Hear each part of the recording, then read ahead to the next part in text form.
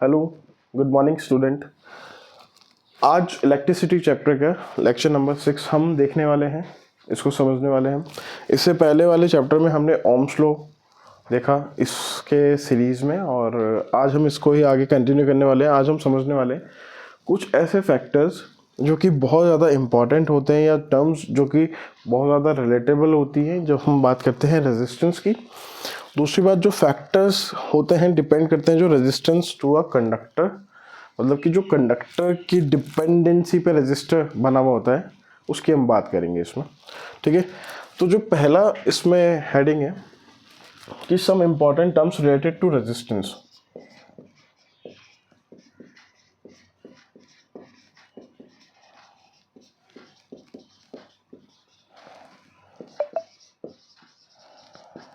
Related to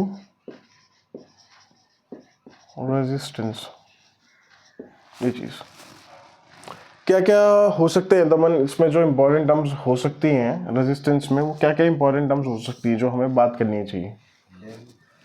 length? नहीं नहीं नहीं, मैं फैक्टर्स की नहीं बात कर रहा हूँ अभी, फ़र्क है दोनों चीज़ों में, तभी पूछा मैंने। कुछ ऐसी टर्म्स, टर्म टर्म क्या क्या टर्म्स हो सकती हैं?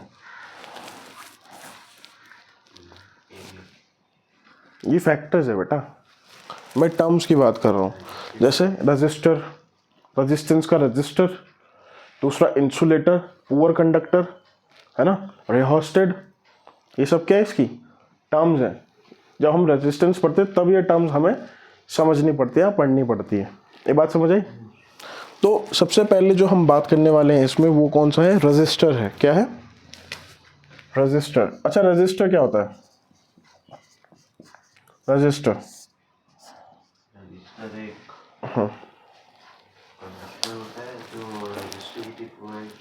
रेजिस्टेंस देता है जो, है ना।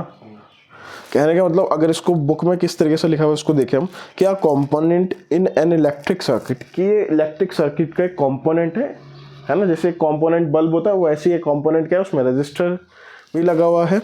विच offer resistance to the flow of electron constituting electric current is known as resistor. मतलब क्या करता है, वो ऑफर करता है रेजिस्टेंस उस सर्किट को जहाँ पे करंट फ्लो हो रहा है ना, उसको एक रेजिस्टेंस ऑफर कर रहा है, उसी को हम क्या बोल देते हैं, उस पूरे सर्किट का रजिस्टर बोल देते हैं। सिंपल सी बात, ये बात समझ आ गई। मतलब कि रजिस्टर एक कंपोनेंट है जो सर्किट को रेजिस्टेंस प्रोवाइड कर रहा है, इसको हम रजिस्टर बोल देते हैं। ये चीज़ क्लियर होगी। These are use to make those electric devices which where high resistance is required, it reduce current in a circuit. Example alloy like nickel, mangan and constantin. अब यहाँ पे उन्होंने क्या कहा है कि किस किस तक का बना हुआ हो सकता है? कॉन्स्टेंटिन, निकल और नाइक्रोम और मैग्नेन, ये मेनली इसका बना हुआ होता है। और ये बेसिक हमारा इसका काम क्या होता है, अगर हम इसे किसी डिवाइस में लगा रहे हैं तो वहाँ पर ये क्या करेगा कि करंट उस हिसाब से प्रोवाइड करेगा कि जितना मुझे चाहिए। क्योंकि हमने जैसे इसका फॉर्मूला देखा था, आर इक्वल्स टू क्या होता है? आर इक्वल्स टू क्या होता है? वी अपॉन आई, मतलब पोटेंशियल डिफरेंस अपॉन करंट। ये बात समझ आ गई। तो वही यहाँ पर कह रखा है कि जो कंपोनेंट है इलेक्ट्रिक सर्किट का, जो हमें ऑफर करता है रेजिस्टेंस, क्या करता है हमें ऑफर? रेजिस्टेंस ऑफर करता है फ्लो ऑफ इलेक्ट्रिक करंट के लिए। ये बात समझ आई, कॉन्स्टिट्यूटिंग इलेक्ट्रिक सर्किट। सो इसमें जो हमें इंपॉर्टेंट बात ध्यान रखने की, these are use to make those electric devices where high resistance is required, it reduces current in a circuit.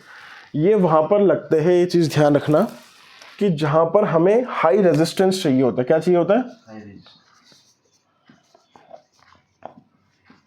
High resistance तो चाहिए, पहली बात वहीं पर लगेगा। रेजिस्टेंस ज़्यादा है, करंट कम भेजना है हमें, सिंपल सी बात है। जैसे पहले हम क्या करते थे, वोल्टेज नापने के लिए एक वो लगा देते थे पुराने ज़माने में, फ्रिज के ऊपर एक पूरा वोल्टेज। जैसे आज के टाइम पे हम जब वो लगाते हैं, आपका घर में बैटरीज लगाते हैं, जो कि हमें जब लाइट नहीं होती तब हमें एनर्जी देती है ना। तो उसके ऊपर एक डब्बा लगा होता है, क्या करता है वो, है ना, पूरी वोल्टेज बताता ना कि कितनी है, क्या है, कैलकुलेट करके रखता है मान ले वो चीज़। तो यहाँ पर क्या कह रहा है कि these are required to make those electric devices which have high resistance required, it reduces current in a circuit. High resistance चाहिए उसको, वो क्या कर देगा, करंट को क्या कर देगा, रिड्यूस कर देगा। ये बात समझ आ गई। तो ये दो चीज़ें ध्यान रखनी है हमें इसमें। और एक तीसरी बात कि किस किस का बना हुआ होता है, एक तो मैग्नीन का बना हुआ होता है, किसका बना होता है, मैग्नीन, इसमें एन भी आएगा शायद, मैग्नीन होता है, मैग्नीन, ठीक है। ये ध्यान रखना, कभी कभी पूछ लेते हैं किसका होता है, मैग्नीन का बना हुआ होता है। और एक याद रखना कॉन्स्टेंटन, कॉन्स्टेंटन, कॉन्स्टेंटन, हाँ ये बात समझ आई। अब दोबारा देख, रजिस्टर क्या होता है, रजिस्टर एक कंपोनेंट है इलेक्ट्रिक सर्किट का जो कि रेजिस्टेंस प्रोवाइड करता है, पहली चीज। और ये हाई रेजिस्टेंस प्रोवाइड करेगा जिससे कि करंट क्या हो जाए, कम हो जाए।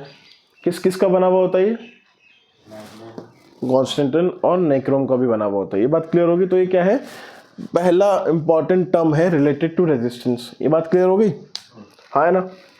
अच्छा, दूसरा जो इसमें टर्म आता है उसको बोलते हैं रेहोस्टेट। वो क्या करता है, कुछ पता है उसके बारे में, थोड़ा लाउड बोलना, लाउड। इलेक्ट्रिसिटी शिफ्ट कर सकते हैं कि रेजिस्टेंस को क्या करेगा, शिफ्ट, है ना। ये बात समझ आ गई। अच्छा, अब क्या है, जब हम बात करते हैं रेहोस्टेट की, तो इसका दूसरा नाम एक और है, रेहोस्टेट बोल रहे हैं ना। जब हम रेहोस्टेट बोल रहे हैं तो इसको मैं क्या बोल सकता हूँ, और वेरिएबल रेजिस्टेंस भी बोल सकता हूँ। क्या बोल सकता हूँ, वेरिएबल रेजिस्टेंस। ये बात समझ आ गई। तो यहां पर से बिल्कुल क्लियर होगी चीज की कर क्या रहा है, हाँ है ना। ई आता, ई रेहोस्टेट, ई ओ, ठीक है। तो करता क्या है ये रेहोस्टेट या वेरिएबल रेजिस्टेंस, जिसकी हम बात करें, ये आपका जो रेजिस्टेंस है उसको वेरी कर सकता है डिपेंडिंग अपॉन द डिवाइस जिससे हमने उसको कनेक्ट कर दिया। मतलब हमें नया खरीदने की जरूरत नहीं है, अब चेंज कर सकते हैं हम। जैसे वोल्टेज किस पर डिफर करेगी, रेजिस्टेंस पे तो डिफर करेगी, है ना। मतलब रेजिस्टेंस चेंज करेंगे, वोल्टेज चेंज हो जाएगी, सिंपल सी बात है। अब यहाँ पर इसके लिए क्या लिखा है कि it is a variable resistor which is used to control the flow of electric current by manually increasing और डिक्रीजिंग द रेजिस्टेंस। जो मैं बात बोल रहा था कि यहाँ पर क्या होगा, रेहोस्टेट क्या करेगा, हम मैनुअली रेजिस्टेंस को चेंज कर सकते हैं जिसकी वजह से उसकी वोल्टेज कम या ज़्यादा हम कर पाएंगे। यानी कि अगर मैं तेरे को कह रहा हूँ किसी डिवाइस में दमन इसकी वोल्टेज ज़्यादा कर दे, तो तू एक्चुअल में जाके क्या कर रहा है, उसका रेजिस्टेंस कम कर रहा है। अगर इनडायरेक्टली प्रोपोर्शनल होता ना, कि डायरेक्टली होता है, इनवर्सली प्रोपोर्शनल ना। तो अगर मैं रेजिस्टेंस कम कर दूं तो वोल्टेज ज़्यादा जाएगी, और रेजिस्टेंस ज़्यादा कर दूं तो वोल्टेज, समझ आ गई बात। तो कर तू रेजिस्टेंस पे काम रहा है, और डिफरेंस कहाँ दिख रहा है तेरे को, वोल्टेज पे। ये बात क्लियर हो गई, इसमें कोई दिक्कत। इसके लिए ना ये माइंड में ये चीज़ ध्यान रखना, कभी भी जब तुम रेजिस्टेंस पढ़ रहे होते हो तो ये फॉर्मूला तुम्हारे दिमाग में चलते रहना चाहिए। आर इक्वल्स टू क्या होता है, वी अपॉन आई। सॉरी, वो डायरेक्टली प्रोपोर्शनल था ना, ठीक है। मतलब कि रेजिस्टेंस ज़्यादा, वोल्टेज ज़्यादा, समझ आ गई चीज़। मेनली जो मेरा कहने का मतलब है यहाँ पर कि मैं रेजिस्टेंस को डिफर करूँगा जहाँ से मेरी वोल्टेज और करंट का फ्लो, रेजिस्टेंस ज़्यादा, करंट का फ्लो कम, और रेजिस्टेंस कम, करंट का फ्लो ज़्यादा, तो उसी हिसाब से डिपेंड हो जाएगी उसकी वोल्टेज भी। ये बात समझ आ गई। अच्छा, इसके बाद अगर हम दूसरी टर्म देखें तो वो है गुड कंडक्टर। इसके बारे में तो हमें ज़्यादा डिस्कस करने की ज़रूरत नहीं। गुड कंडक्टर क्या होता है तमन? वो होता है जो वेरी लेस रेजिस्टेंस प्रोवाइड करता है। लेस रेजिस्टेंस प्रोवाइड करेगा, करंट फ्लो ज़्यादा होगा उसमें, है ना। फॉर एग्जांपल अगर कोई मेटल की, ये अगर मेटल का होता तो ये क्या करेगा, पूरा प्रॉपर करंट प्रोवाइड करेगा मेरे को, कोई दिक्कत नहीं होगी। लेकिन अगर यही चीज़ अभी प्लास्टिक की है तो ये क्या है, ये गुड है बैड है? बैड है। कि इंसुलेटर ही बन गया सीधा, तो इंसुलेटर बन गया, ये फ्लो ही नहीं कर रहा है करंट। क्लियर होगी बात। तो कहने का मतलब क्या है कि गुड कंडक्टर में तो मेरे को क्या दिख रहा है कि फ्लो ऑफ करंट बहुत अच्छा है, रेजिस्टेंस बहुत ज़्यादा कम है। जैसे इन्होंने क्या लिखा है इसके बारे में, a material which offer low resistance to the flow of electrons और electric current in an electric circuit known as good conductor. Example ध्यान रखना, सिल्वर, कॉपर, एल्यूमिनियम, ठीक है। और सिल्वर सबसे बढ़िया होता है इसमें। अगर हम कंडक्टर्स की बात करें तो क्या करेगा, इसका लेस रेजिस्टेंस होगा। क्या होगा, या लो बोल दो या लेस बोल दो, लेस रेजिस्टेंस। ये बात समझ आ गई। और किसका बना हुआ होगा, सिल्वर तो बेस्ट हो गया ना, सिल्वर क्या हो गया, इसका बेस्ट हो गया। ये बात समझ आ गई। और इसी के क्या बोल रहा था, कुछ बोल रहा, गोल्ड भी हो सकता है, हाँ। अब इसकी जगह अगर मैं यहाँ पे लिख दूं बैड, तब क्या हो जाएगा, या बैड या मैं पुअर बोल देता हूँ। तो पहली बात, अगर मैं इसको भाषा में लिखूंगा, टर्मिनोलॉजी में लिखूंगा, तो मैं कहूंगा the conductor which offers high resistance and the flow of current is very low, है ना, ये तो होगा। तो वेरी हाई, रेजिस्टेंस हाई है ना।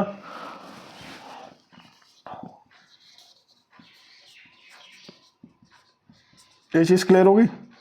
और इसका एग्जाम्पल तो हम बहुत सारे लिख सकते हैं। फिर क्या क्या हो सकता है इसका एग्जाम्पल, मरकरी हो सकता है, स्टेनलेस स्टील हो सकता है, अलॉय ऑफ आयरन मिक्सचर होगा जो, वो भी ऐसी चीजें प्रोवाइड करेगा, ठीक है। अब लास्ट बात आती है इंसुलेटर। इंसुलेटर क्या होता है, तो बिल्कुल नहीं करता। अगर इसको हम चैप्टर की टर्मिनोलॉजी में बोलेंगे तो हम क्या बोलेंगे, the material which offer very high resistance and no flow of electrons और electric current through the material, है ना। तो वो क्या हो जाएगा, वो इंसुलेटर हो जाएगा। उसमें तो हम कुछ भी डाल सकते हैं, वुड डाल दो, कुछ भी डाल दो, कि जैसे बोल रहा है material which offer very high resistance to the flow of electrons और करंट, जैसे हम इन इलेक्ट्रिक सर्किट, तो क्या करेगा, बहुत कम फ्लो करेगा करंट, और करंट फ्लो ही नहीं करेगा। जैसे वुड हो गई, हम ऐसी जगह तो वुड लगाते हैं जहाँ पे हमें करंट का खतरा रहे, है ना। अब अगर हम दरवाजा देखें तो दरवाजे पे पहले हमने वुड लगाई, फिर हमने लोहे का मेटल का वो लगाया उस पर, क्योंकि वहाँ पर कोई कंडीशन ही नहीं बचेगी उस करंट पकड़ने की। सिंपल सी बात है। ये बात समझ आ गई, कोई दिक्कत इसमें, ठीक है। अच्छा, ये हमने क्या क्या बात करी अभी इसमें, सबसे पहले हमने क्या देखा, रजिस्टर। रजिस्टर क्या करता है, एक कंडक्टर होता है जो रेजिस्टिव है ना, एक कंपोनेंट है बेसिकली, ये बात है ना। उसके बाद हमने दूसरी चीज क्या देखी, रिहोस्टेट देखी, गुड। हमने देखा इंसुलेटर, कंडक्टर और पुअर कंडक्टर, है ना, ठीक है। अब हम दूसरी बात जो करने वाले हैं इसमें, वो हम करेंगे कि जो हमारी, अभी हमने किसकी बात करी थी, अभी हमने किसकी बात करी थी इसमें, टर्म्स की। अब हम फैक्टर्स देखते हैं। फैक्टर्स थोड़े कम है इसमें, वो वर्बली भी हो जाएंगे इसको, लेकिन समझना जरूरी है। फैक्टर्स क्या हैं जिसकी वजह से क्या इफेक्ट होगा, on which resistance depend. Resistance क्या करेगा, क्या हो सकते हैं, पहला क्या, नहीं नहीं, इसमें बेटा वो नहीं आएगा ना। इसमें हम क्या बात करेंगे, लेंथ की बात करेंगे, जो तू पहले बोल रहा था, लेंथ होगी पहले तो। दूसरा क्या हो गया, एरिया ऑफ क्रॉस सेक्शन, है ना, वो भी इसी में आ गया ना। और क्या हो सकता है, नेचर ऑफ मटेरियल, कि किस तरीके का नेचर, तभी तो रेजिस्टेंस की हम बात करेंगे, जो हमने वहां पर अभी समझा, है ना। तो अगर हम लेंथ की बात करें, लेंथ की अगर हम बात करें कि the resistance of the conductor R is directly proportional to L, the resistance of a wire is directly proportional to the length, when the length of a wire is double then the resistance is also get double. मतलब कि यहाँ पे क्या कह रहा है कि जब हम लेंथ की बात करेंगे तो ये क्या हो जाएगा, R is directly proportional to L हो जाएगा। एल का मतलब कि अगर हमने रेजिस्टेंस को डबल करा तो लेंथ भी क्या हो जाएगी, अगर सॉरी लेंथ डबल है तो रेजिस्टेंस भी डबल हो जाएगा। सिंपल सी बात। अब अगर मैं बात करूँ एरिया ऑफ क्रॉस सेक्शन की, मतलब कि अगर वो एरिया ज़्यादा बड़ा हो गया तो क्या होगा कि अगर एरिया ज़्यादा बड़ा होगा कि रेजिस्टेंस ज़्यादा होगा और एरिया कम हो, है ना, तभी तो काम करेगा। मतलब ये क्या होता है, इनडायरेक्टली प्रोपोर्शनल होता है। ये बात क्लियर होगी। अब इसको हम समझ सकते हैं कि अगर एरिया बहुत ज़्यादा है तो क्या होगा, रेजिस्टेंस कम, और रेजिस्टेंस बहुत ज़्यादा है तो एरिया ज़्यादा। ठीक है, इन्होंने कैसे लिखा है इसको कि the resistance of a conductor R is inversely proportional to the area of cross section. Since the resistance of a wire is inversely proportional to the area, that is, when the area of cross section is doubled, then the resistance get half. If the area of cross section of a wire is half, then the resistance is get doubled. मतलब वही वाली बात। For example अगर मेरे पे बहुत बड़ा area है, लेंथ की बात नहीं कर रहा हूँ मैं अभी, मैं एरिया बोल रहा हूँ, बहुत बड़ा कवर करना है, तो समय मतलब अगर बल्ब बहुत बड़ा है ना, एरिया बहुत बड़ा है, उसका फिलामेंट बहुत बड़ा है, तो रेजिस्टेंस कम रखना पड़ेगा ना, जिससे करंट फ्लो ज़्यादा हो। सिंपल सी बात, कुछ भी ले लो, कोई भी एग्जांपल ले लो, है ना। अब तीसरी बात क्या आती है इसमें, एक चीज़, एक नोट लिखा है कि when a conductor is stretched then its area of cross section decreases according by the volume remain the same. मतलब यहाँ पे क्या करेंगे, अगर हमने किसी उसको स्ट्रेच करा तो एरिया ऑफ क्रॉस सेक्शन बढ़ गया ना उसका, तो तब भी ये चीज़ डिपेंड करेगी। क्लियर होगी बात, क्योंकि क्रॉस सेक्शन तो बढ़ गया ना, पहले इतनी वायर थी अब इतनी हो गई, तो एरिया ऑफ क्रॉस सेक्शन तो बढ़ा ना, उसकी बात कर रहे हैं। क्लियर होगी चीज़। तीसरी बात है कि अगर मैं बात करूँ कि जो नेचर है किसका, रेजिस्टेंस का, वो कैसे डिपेंड करेगा। The resistance of a conductor depend on the nature of the material of which it is made. Some materials have low resistance where others have high resistance. Therefore, from equation first and second we can write, अगर हम यहाँ पर देखें कि nature, इसकी हम बात करें नेचर की, तो R मैंने बोला अभी, जैसे यहाँ पर मैं L ले लेता हूँ, ठीक है, यहाँ पर मैं 1 की जगह मैं इसको L मान लेता हूँ कि ये डायरेक्टली प्रोपोर्शनल था L के और इनडायरेक्टली प्रोपोर्शनल था A के। अगर मैं नेचर की बात करूंगा तो नेचर इसमें क्या हो जाएगा, कांस्टेंट की, मतलब अगर कोई भी नेचर है तो एक, अगर मैंने वायर ली तो उसके लिए तो कांस्टेंट रहेगा ना, मतलब मैंने ले ली कॉपर वायर तो उसके लिए तो रेजिस्टेंस वो रहेगा ना, बदलेगा थोड़ी, कॉपर के लिए तो वही रहेगा। तो जो कांस्टेंट है, जो उसकी रेजिस्टिविटी है कॉपर की, उसके लिए मैं क्या बना दूंगा, रॉ बना दूंगा। इसको क्या बोलते हैं यहाँ पे, रो बोलते हैं। ये बात समझ आ गई, L/A, तो ये क्या है, ये कांस्टेंट है। क्लियर हुई चीज। तो इसके लिए क्या लिखा है, where rho is the constant of proportionality and is called electric resistivity और a specific resistance of a material of the conductor. वो इसकी स्पेसिफिक, उसके एक अलग रेजिस्टेंस है, तो वो तो कांस्टेंट हो गया ना उसके लिए। मतलब कॉपर के लिए तो रेजिस्टेंस अब उतना ही रहेगा। जैसे हम इसमें ग्राफ जब हम प्रैक्टिस करेंगे कि इतना करंट दिया और इतनी वोल्टेज थी, तो रेजिस्टेंस निकल गया ना, वो उतना ही रहेगा। अब मैं उसको बढ़ाता रहूँ तो प्रोपोर्शनलिटी में तो उतना ही रहेगा। फॉर एग्जाम्पल जैसे मैं केमिस्ट्री में पढ़ रहा हूँ, 2:1 का रेशियो है, H2O का 2:1 का रेशियो है, सिंपल सी बात है। लेकिन एक्चुअल में तो जब ऑक्सीजन हम देते हैं तो O2 होता है उसका फॉर्मूला, तो एक्चुअल फॉर्मूला क्या होगा उसका, 2:4 होगा ना, सॉरी 4:2 होगा। बात समझ आ रही है। तो उसी वे में कि वो हम कितना भी बढ़ा लें, रेशियो में कितना ही बढ़ा लें, बट फाइनल जो आंसर आएगा वो उतना ही आएगा, वो कांस्टेंट ही रहेगा। जैसे मैं अगर इसको और आसान से समझाऊं कि अगर मैंने कहीं पे लिखा 1/2, ठीक है, अब मैंने इसको मैं 2/4 भी तो लिख सकता हूँ या 4/8 भी तो लिख सकता हूँ, हाँ है ना। तो सबका जो एक कांस्टेंट आ रहा है वो कितना आ रहा है सबका, तो 1/2 ही रहा है ना। ये बात समझ आई। अब मैंने करंट इतना कर दिया, वोल्टेज इतनी कर दी, करंट इतना, वोल्टेज एक्चुअल में तो ये इतना ही आ रहा है, रेजिस्टेंस इतना ही आ रहा है, 1/2 ही आ रहा है, कितना भी बढ़ाता रहूँ मैं उसको। तो ये कहना चाह रहा जो तो कल मुझसे पूछ रहा था, उसका मतलब ये था। क्लियर हो गई बात, कोई डाउट, ठीक है।